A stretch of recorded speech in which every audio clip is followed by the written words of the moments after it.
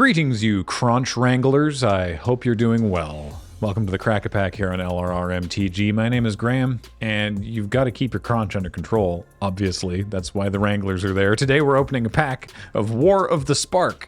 But not just any pack, this one was given to us by Lady Atarka at Magic Fest Vegas 2019. Woo! Let's get into some War of the Spark.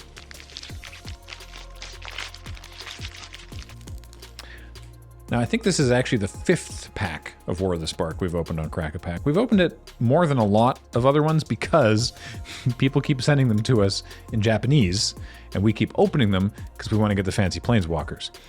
This one's in English, so I will not need to be muddling my way through the names this time. Rising Populous? I want to say it's Populous. Rising Populous is 2 and a white for a 2/2 human. Surely it's more than one human. Whenever another creature or planeswalker you control dies, put a +1/+1 counter on Rising Populous. How often is a planeswalker you control going to die? Well, for those of you with short memories. This was only 2019. Anyway, for those of you with normal memories, one of the big mechanics of the set was planeswalkers everywhere. They're at uncommon now and rare. It's a madhouse. And it was neat, honestly. I think I enjoyed War of the Spark quite a lot. So yeah, Rising Populous. They're like an unruly mob, but bigger. I guess that does work, actually. When it's like you have a mob, but then larger than that would be the whole populace. Is like, no, now we're all angry. Yeah. Solidarity. There is no escape from this next card, which is no escape. Oh boy, we're really losing it early into this episode. 2 and a blue for an instant. Counter target creature or planeswalker. If that spell is countered this way, exile it instead of putting it into its owner's graveyard, which was so annoying because there was a lot of good get stuff back from your graveyard. In this set, there was the one, I don't remember the name of it, but it was like 2 mana and you could get a creature and a planeswalker. You ran that every time, and this one made it go away. Also, you scry one. There's more text on this card. You also get to scry one. Neat. Grim Initiate. All the way from Amonkhet, it's the Lazotep Army. Single red mana for a 1/1 zombie warrior with first strike, and when it dies, you amass zombies 1. Now on the card it only says amass 1, but I'm speaking with the errata, which I actually don't know if they've done yet, but they've said that they are going to, because after Lord of the Rings had amass orcs, they said they were going to retroactively change these to amass zombies, because they wanted to use amass in different ways. So, you know what's funny is the reminder text is the same, which is you put a +1/+1 counter on an army you control. If you don't control one, you make a 0/0 zombie army. But now, you probably know this, but I think it's interesting. If you have 2 different amass cards, one from War of the Spark and one from Lord of the Rings, and you amass zombies, then you make your little zombie army. If you then amass orcs, you still put the counters on the same army, but that army that was a zombie army is now a zombie orc army. It gains a bunch of orcs show up and they're like, we're also in this army, and the zombies are like, meh, and then everyone goes off to fight as one increasing tower of counters. I think that's cool. Forced Landing is this set's version of Plummet. 1 and a green for an instant. Put target creature with flying on the bottom of its owner's library. We're gonna put you under that library. You're not gonna die. Again, can't get it back from the graveyard. We're just gonna put a tower on top of you. Why not? Never saw that card get played, by the way. Never once. I've never seen that card cast. But it's here, so I have to tell you about it. Vampire Opportunist, conversely, I have seen played a lot. 1 and a black for a 2/1 vampire, which is already like fine as a curve filler, honestly. Just a piker it's always fine. But for 6 and a black, each opponent loses 2 life and you gain 2 life. I love also that this is a vampire who's trying to feed on a Lazotep zombie. This is the flavor text. I think I cracked a fang. It was a bad idea. I shouldn't have done it. But hey, you know, She's an opportunist. Anyway, yeah, I've lost and won games to Vampire Opportunist. Vraska's finisher, 2 and a black for a 3/2 Gorgon Assistant. When Vraska's finisher enters the assistant. No. Assassin. I mean, also that, though, it's Vraska's literally Vraska sets them up and then the finisher comes in and knocks them down. So, like, on some level, that's accurate.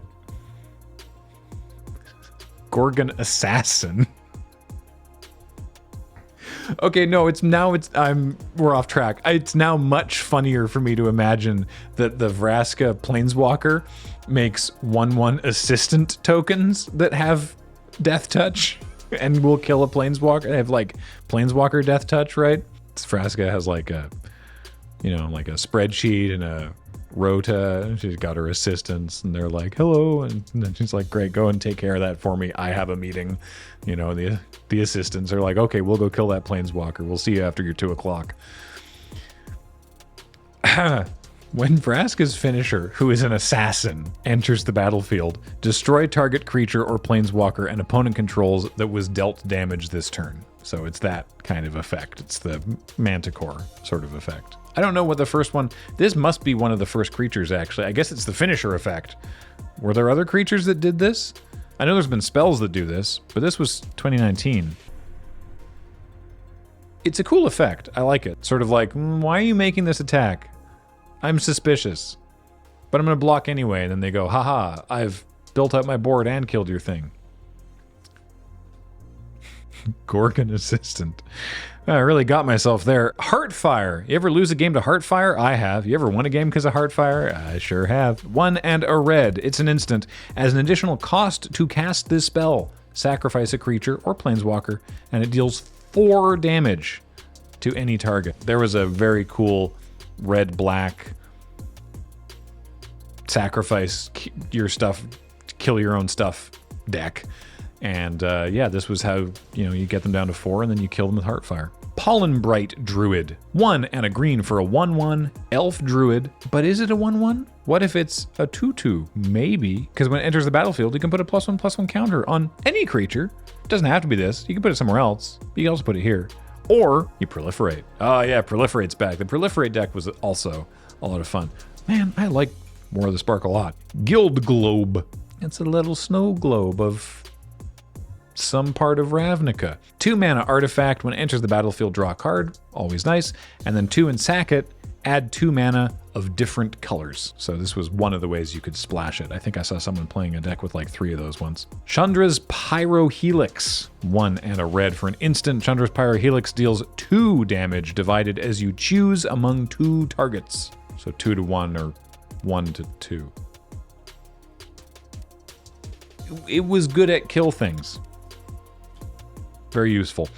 Paradise Druid for a different other elf druid. This shows up in like the Arena Cube now. 1 and a green for a 2/1. It has hexproof as long as it's untapped, but you can tap it to add 1 of any color.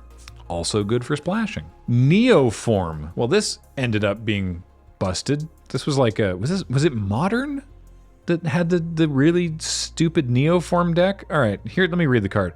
Green and a blue for a sorcery. As an additional cost to cast this spell, sacrifice a creature. Search your library for a creature card with converted mana cost equal to 1 plus the sacrifice creature's converted mana cost or mana value. Put that card onto the battlefield with an additional +1/+1 counter on it, then shuffle your library. There was some silly turn 1 Neoform shenanigans that I do not remember and probably wouldn't understand even if I did, but Neoform is cool. And hopefully still retains some amount of that value. Hey, it's a Planeswalker, but we're still in the uncommons. Whoa, War of the Spark. It's Obnixilis, the Hate Twisted. You're coming home from a big night out, absolutely twisted on hate. 3 black for a 5 loyalty walker. Static ability, whenever an opponent draws a card, Obnixilis, the Hate Twisted, deals 1 damage to that player. And for -2 loyalty, destroy target creature. Its controller draws 2 cards. It was a clock. Obnixilis could be a bit of a clock. It is a good card, honestly. And our rare... Oh, yeah, right. There was like 2 random vehicles in this set that were never really amazing and limited. And here's one of them. It's the Mizium tank. They built a tank out of Mizium, you fools. 1 red for a 3/2 vehicle with trample. Whenever you cast a non-creature spell, Mizium Tank becomes an artifact creature and gets +1/+1 until end of turn.